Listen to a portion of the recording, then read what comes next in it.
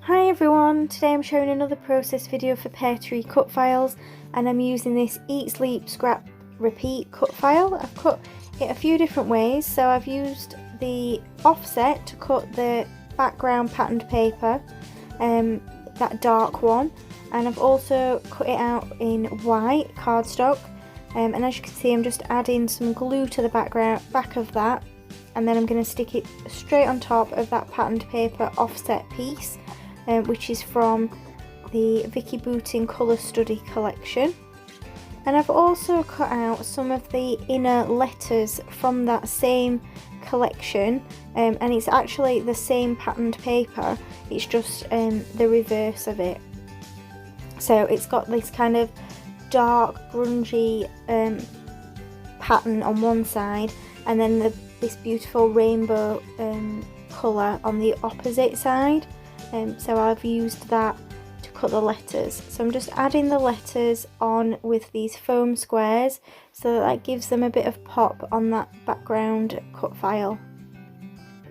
And once you've done this, this creates a really bright, bold focal point for your layout. So it actually doesn't need a huge amount adding to it.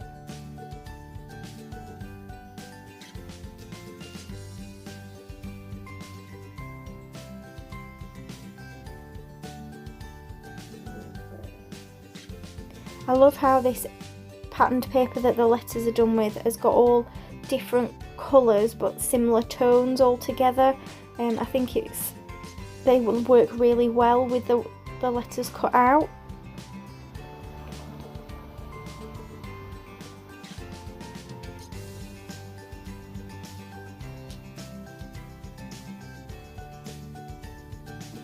So now I've got my cut file ready, I'm going to add it to a piece of patterned paper, and the patterned paper that I'm using is the same one that I cut that offset piece from, so you can see the pattern that the letters are cut from.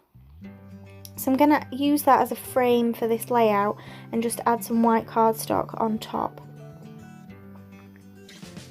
This then automatically ties in that cut file with that patterned paper and with your layout.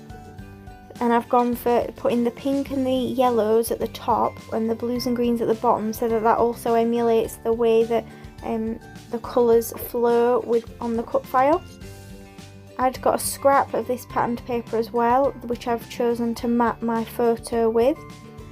As soon as I saw this cut file, I thought it was going to be perfect for documenting a recent scrapbooking weekend retreat that I attended. It's the first one I've managed to go to with everything going on with COVID, so it was amazing. I've just added those little perspective scissors as well from Bramble Fox just on top of my photo.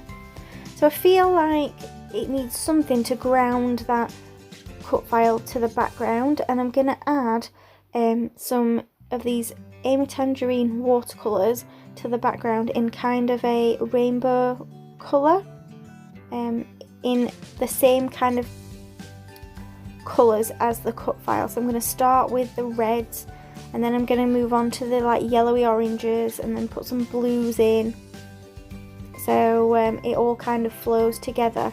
I always think doing the packaging technique like this always looks a bit of a mess until you get something on top of it. So don't be afraid to give it a go and see what you think. So I'm adding like a greeny blue teal colour there, and then I go with more of a true blue underneath. So I always use a small piece of packaging so you have a bit more control over it.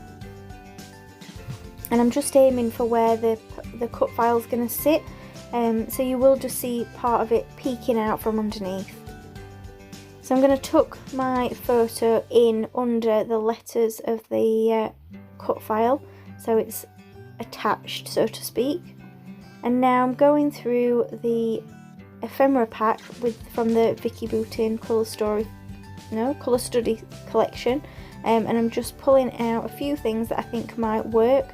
So I have got this like bulldog clip that I want to use, and unfortunately it doesn't quite make it to the final page, but you will see it gets auditioned in various different places. So I decided to just get the main feature stuck down to my page before adding any more embellishment, because it's such a bright, bold cut file now, and it takes up quite a lot of space on the page. There's not actually a huge amount of room left for ephemera or embellishment. So as you can see, I'm trying to work out where to put that bulldog clip, and for a while it sits there, but unfortunately it does get taken off.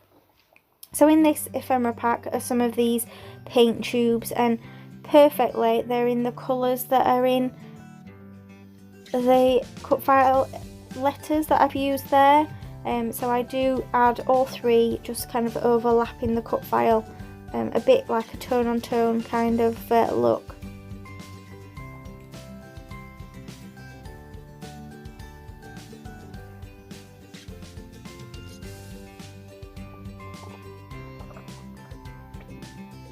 So I've just popped them up on foam pads so they sit off the background and above the cut file.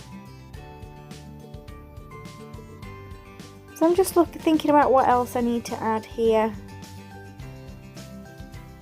And I've pulled out some of the Peartree pieces, and I decided to add a bit of bling with the glittery ones, the glittery hearts. So I've pulled out the pinks and the teals, and I'm just adding them again, kind of tone on tone, with the areas where those colours are in the cut file.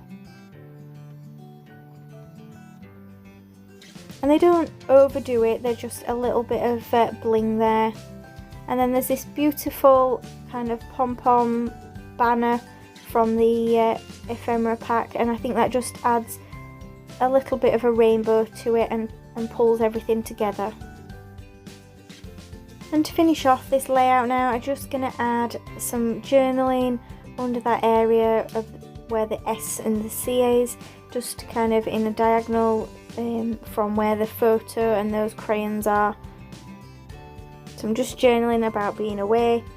So here is my completed layout. Thanks for joining me on YouTube today. Check out the links in the description below for all the Peartree social media and where you can find the cut files.